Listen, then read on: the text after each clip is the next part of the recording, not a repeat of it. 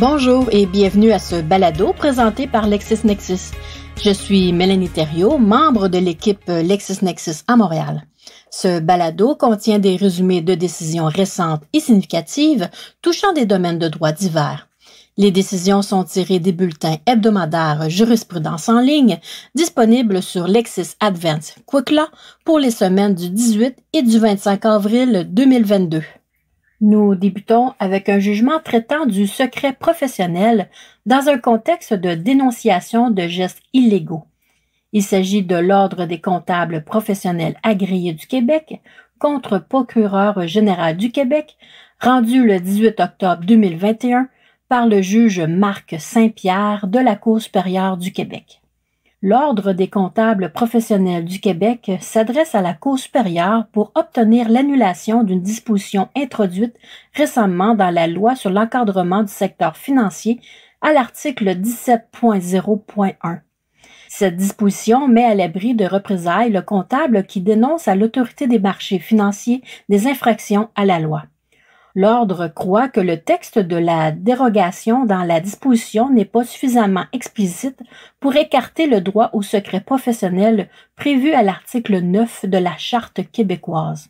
De fait, pour y déroger, le législateur doit le faire expressément selon le texte même de l'article 9. L'Ordre croit aussi que cette disposition constitue une invitation qui l'appelle ainsi à la violation du droit au respect de la vie privée. Le procureur général du Québec soutient que la disposition concernée contient une dérogation expresse en ce qu'elle crée une exception à la levée du secret professionnel pour les avocats et les notaires. En ce qui concerne le droit à la vie privée, le procureur général plaide que rien dans la preuve ne fournit d'exemple de violation à la vie privée. La demande est accueillie. L'article 17.0.1 de la loi est inapplicable à l'égard des membres de l'Ordre des comptables professionnels agréés du Québec. La divulgation à l'autorité publique d'un renseignement confidentiel par un comptable ne correspond pas à quoi s'attend un client. Il y aura donc violation de la Charte. Au-delà du fait que plusieurs autres textes de loi autorisent la divulgation de renseignements par des divulgateurs en les protégeant de toute mesure de représailles, la dénonciation par un comptable professionnel de renseignements confidentiels devrait être mieux encadrée pour constituer une atteinte minimale. Par ailleurs, le tribunal n'est pas d'avis que le caractère volontaire de la dénonciation a un impact sur le critère de l'atteinte minimale. C'est le client qui bénéficie du secret professionnel et non le comptable. Or, le client n'est pas informé en sorte qu'il ne peut même pas faire valoir d'opposition à la divulgation d'informations confidentielles lui appartenant.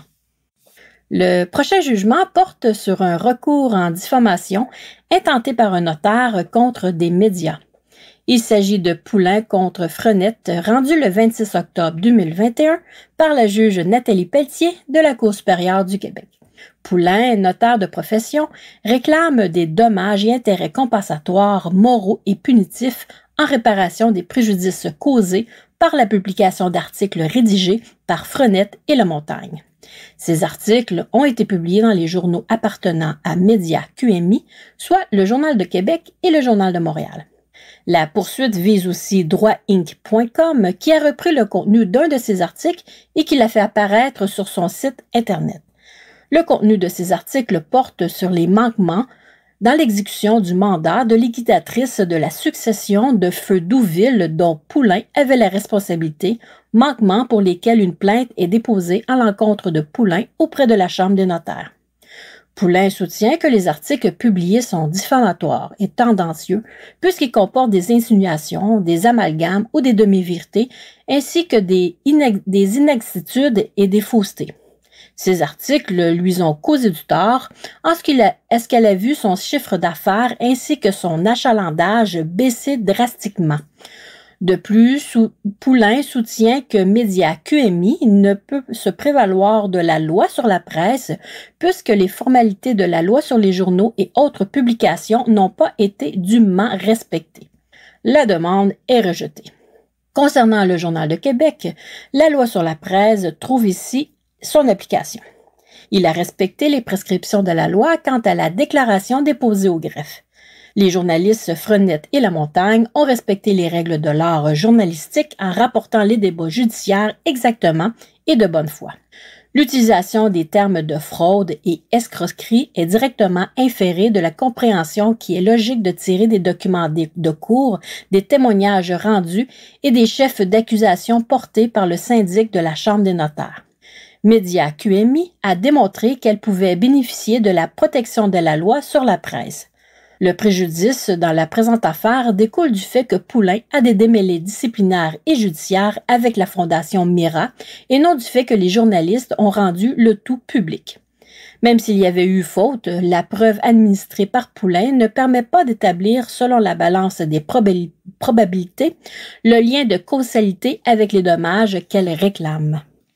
La prochaine décision porte sur une demande d'autorisation d'exercer une action collective contre un centre de services scolaires en lien avec des campagnes de financement. Il s'agit de l'AB contre Centre de services scolaires des Samars, rendu le 11 février 2022 par le juge Sylvain Lucier de la Cour supérieure du Québec. L'AB, Racette, Rivet-Brousseau et Guilbeault présente une demande d'autorisation d'exercer une action collective contre le Centre de services scolaires des Samars, qu'on nommera ici CSSS, au nom des parents d'élèves qui ont amassé des fonds dans le cadre de campagnes dédiées au financement de voyages scolaires de fin d'année. Les voyages de fin d'année des écoles primaires et secondaires du CSSS ont été annulés en raison de l'état d'urgence sanitaire décrété par le gouvernement du Québec et de la pandémie de COVID-19. Les écoles ont remboursé aux parents les sommes que ceux-ci avaient payées de leur poche, mais ont traité différemment l'argent amassé à la suite des activités de financement ou de levée de fonds. Certains montants ont été remboursés par la remise d'une carte cadeau, d'autres ont été crédités à la fratrie si l'enfant impliqué a des frères et sœurs encore inscrits à son ancienne école et dans certains cas, l'argent est conservé dans un fonds à destination spéciale qui ne sert pas au paiement de la prestation de services éducatifs. Les demanderesses demandent la restitution des sommes amassées par ces levées de fonds invoquant force majeure. Elle demande en outre la condamnation du CSSS à des dommages punitifs. Le CSSS conteste la demande d'autorisation au motif principal que la demande est mal fondée à sa face même. Il soumet que les fonds ont été récoltés au nom du CSSS et qu'ils n'ont jamais appartenu aux parents ou aux élèves. La demande est accueillie en partie. Il est impossible, dans l'état actuel du dossier, de se prononcer sur la légalité des gestes qui ont été posés par ou au nom des conseils d'établissement du CSSS en ce qui concerne les fonds amassés. Cette question de droit ne peut être tranchée sans cette preuve. Force est de constater que les allégations des demanderesses soulèvent de sérieuses questions de droit civil et de droit administratif qui sont loin d'être frivoles. Dans cette mesure, les demanderesses ont allégué des faits qui paraissent justifier leur demande en restitution des montants amassés lors des levées de fonds au sens de l'article 575, paragraphe 2 du Code de procédure civile. La réclamation de dommages punitifs pour violation du droit à la gratuité scolaire est cependant sans fondement et n'est donc pas autorisée. Le CSSS a déposé une preuve non contredite établissant que toutes les sommes amassées par les levées de fonds ont été déposées au fonds numéro 9 qui ne sert pas à des fins pédagogiques et ne sert donc pas à l'instruction publique au sens de l'article 40 de la Charte des droits et libertés de la personne. Une contravention indirecte ne satisfait pas aux critères exigeants de l'article 49 de la Charte. La demande d'autorisation ne démontre pas non plus qu'il s'agit d'une situation similaire et connexe pour tous les membres du groupe. En outre, aucune allégation de la demande d'autorisation ne permet de déceler l'intention malicieuse ou désinfolte et téméraire qui est nécessaire à l'octroi de dommages punitifs en vertu de la Charte. Toutes les conditions de l'article 575 du Code de procédure civile sont par ailleurs remplies quant à la demande de restitution des fonds amassés par les campagnes de financement. Nous enchaînons avec un jugement portant sur une accusation d'avoir contrevenu au couvre-feu imposé dans le contexte de la pandémie de COVID-19. Il s'agit de directeur des poursuites criminelles et pénales contre Begnoche rendu le 13 janvier 2022 par la juge Nathalie Boisvert de la Cour du Québec. Il est reproché à Begnoche de s'être trouvé en dehors de sa résidence entre 20h et 5h en contravention de l'article 123, paragraphe 8 de la Loi sur la santé publique et du décret concernant l'ordonnance de mesures visant à protéger la santé de la population dans la situation de pandémie de la COVID-19. Begnoche reconnaît qu'il marche dans les rues de Saint-Jean-sur-Richelieu à l'heure mentionnée par le policier, mais précise qu'il manifeste et comme il s'agit d'un droit reconnu tant par la Charte canadienne des droits et libertés que par la Charte des droits et libertés de la personne, il ne peut être trouvé coupable de l'infraction. Un verdict de culpabilité est prononcé. Le tribunal reconnaît que l'intervention des policiers brime le droit de Begnoche de s'exprimer à l'endroit où il désirait le faire. D'un autre côté, le policier constatant une infraction à la loi, il interpelle Begnoche pour mettre un terme à la commission de l'infraction. Begnoche n'a pas présenté de requête en bonne et due forme pour contester la violation de ses droits ou l'inconstitutionnalité de la loi. Il plaide plutôt la liberté d'expression pour justifier ses actes. Or, la liberté d'expression ne peut être invoquée de manière autonome comme moyen de défense. Le couvre-feu, de même que plusieurs autres mesures, sont nécessaires pour assurer la santé et la sécurité de la population. Il s'agit d'un objectif urgent et réel. Le tribunal retient de la preuve entendue que c'est à posteriori que Begnoche invoque le droit à la liberté d'expression, son désir premier étant plutôt celui de défier l'imposition du couvre-feu en circulant pacifiquement dans les rues après 20 heures. Il n'a pas pris aucune mesure raisonnable pour éviter la commission de l'infraction. Le prochain jugement porte sur les règles en matière de fréquentation de l'école anglaise au Québec par un immigrant.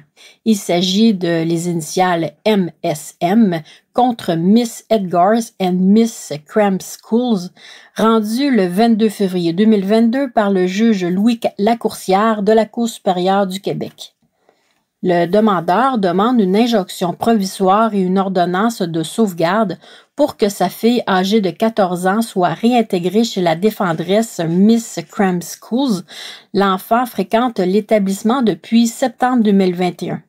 Le 14 février, le chef du bureau au ministère de l'Éducation a avisé la directrice des admissions que l'école privée subventionnée ne pouvait tolérer que l'enfant fréquente l'établissement sans avoir été déclaré admissible à l'enseignement en anglais. Devant le refus de ce dernier de lui accorder 1 ou 2 jours de plus pour que l'enfant trouve une nouvelle école, la directrice des admissions a avisé le demandeur que sa fille devait cesser de fréquenter l'école à compter du 15 février. Le demandeur, originaire d'Afrique du Sud, est muni d'un permis de travail temporaire. De plus, l'enfant et lui détiennent le certificat de sélection du Québec pour valoir jusqu'au 8 avril 2023. Le 24 septembre 2021, le demandeur a déposé une demande d'éligibilité à l'enseignement en anglais pour sa fille sur la base de l'exemption pour résident temporaire. La demande a été refusée parce qu'il était titulaire d'un certificat de sélection. Le 11 novembre 2021, le demandeur a déposé une demande auprès du comité d'examen sur la langue d'enseignement pour déclarer l'enfant admissible à l'enseignement en anglais pour l'année scolaire 2021-2022 seulement, pour les motifs graves d'ordre familial ou humanitaire de l'article 85.1 de la Charte de la langue française. Cette demande a été rejetée et monsieur a demandé la révision judiciaire de cette décision. La demande est rejetée. La Charte de la langue française est claire. Il est interdit de permettre ou tolérer qu'un enfant reçoive l'enseignement en anglais alors qu'il n'y est pas admissible. Au plus tard, au mois d'avril 2021, date de délivrance du certificat de sélection en son nom et celui de l'enfant, le demandeur pouvait entreprendre des démarches pour que sa fille soit déclarée admissible à l'enseignement en anglais. Il ne l'a fait qu'en septembre 2021 avec l'assistance de la défendresse. Le tribunal conclut que l'urgence est auto-infligée. Elle découle du fait que le demandeur n'a pas agi avec diligence et que l'école a toléré que l'enfant reçoive son enseignement illégalement pour des motifs humanitaires. Dans les circonstances, il n'y a pas d'urgence. De plus, le demandeur demande au tribunal de se prononcer sur le caractère sérieux du recours devant le tribunal administratif du Québec qui a compétence exclusive en cette matière.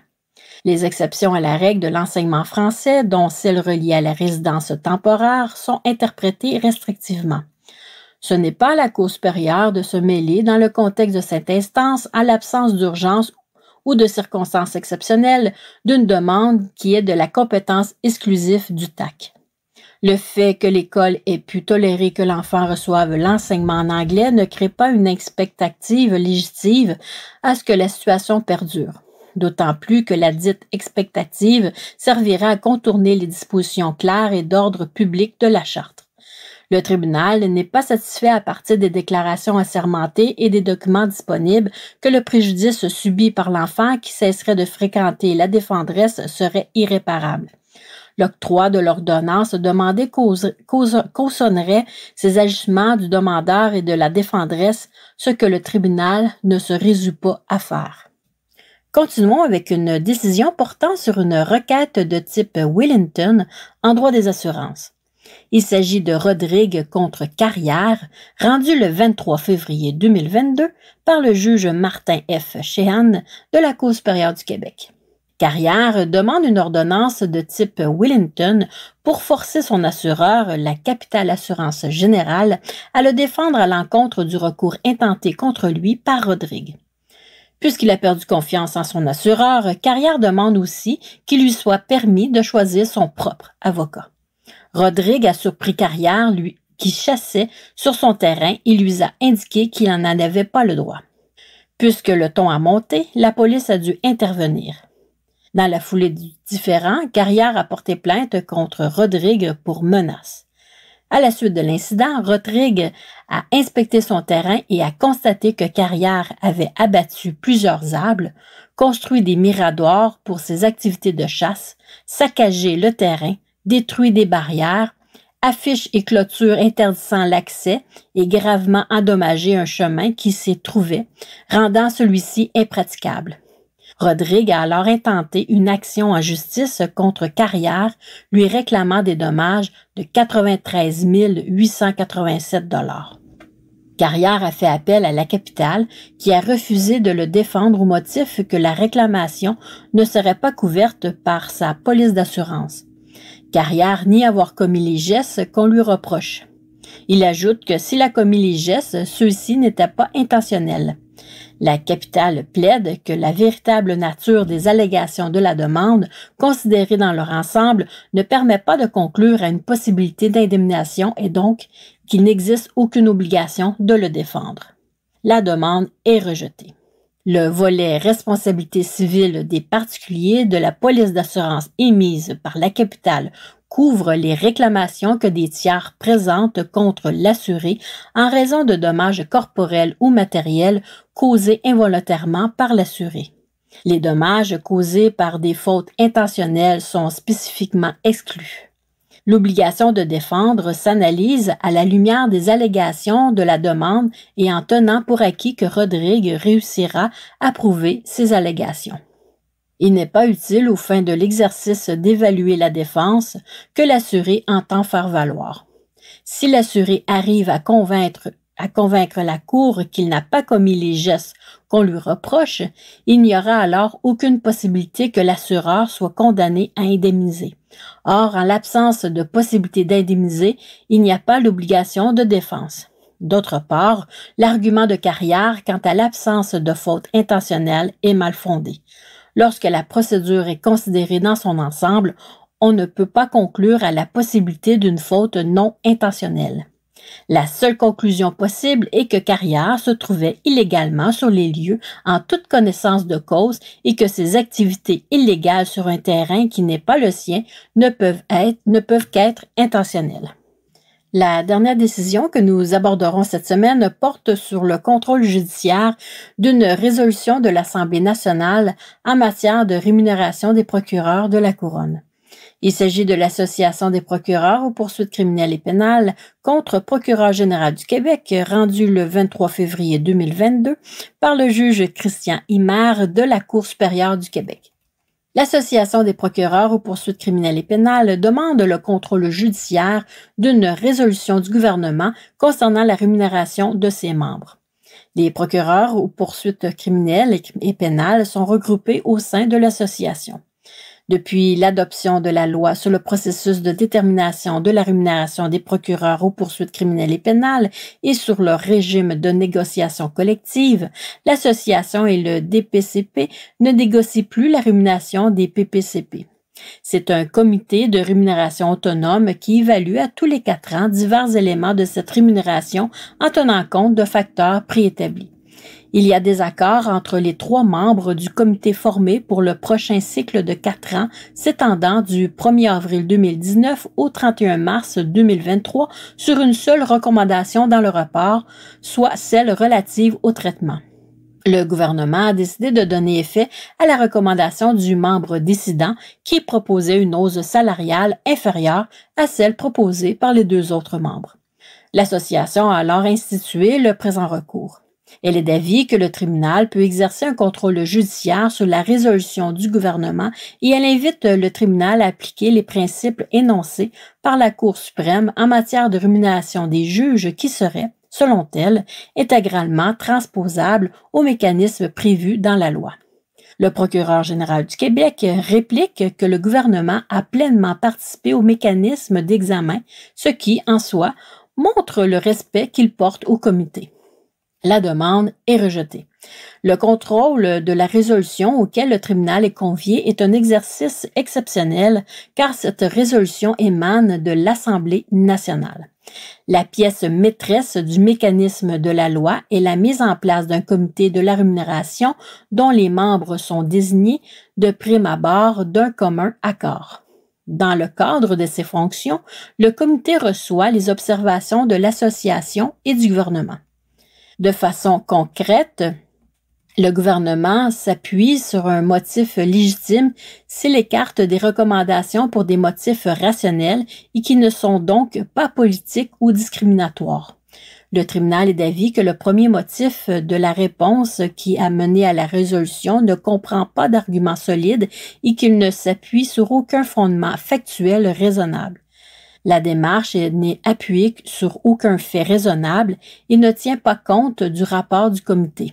Le tribunal estime que les autres motifs dans la réponse du gouvernement sont légitimes en ce qu'ils ne se limitent pas à rejeter en bloc les recommandations et justifications du comité et répéter ce qui a été présenté au comité.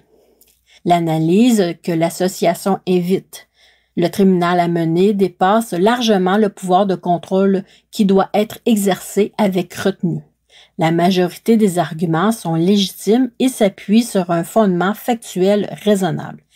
Si certains aspects des motifs posent problème, en empruntant une vue d'ensemble et avec égard pour les arguments de l'association, le tribunal juge qu'il n'y a pas lieu d'accueillir le pourvoi en contrôle judiciaire. C'est déjà la fin de notre balado de résumé du Québec pour cette semaine. Vous pouvez également retrouver d'autres résumés de décisions dans notre bulletin jurisprudence en ligne de cette semaine sur Lexis Advance Quick Law, notamment une décision portant sur des infractions à la loi sur les valeurs mobilières, soit Heller contre Autorité des marchés financiers, rendue le 1 ou 11 février 2022 par les juges François Doyon, Dominique Bélanger et Michel Beaupré de la Cour d'appel du Québec.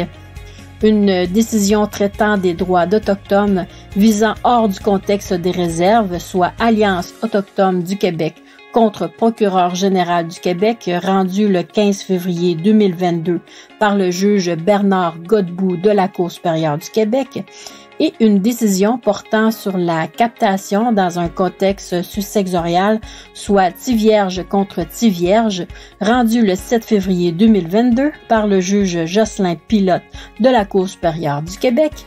Nous vous remercions de votre écoute et nous vous souhaitons une bonne semaine. À bientôt!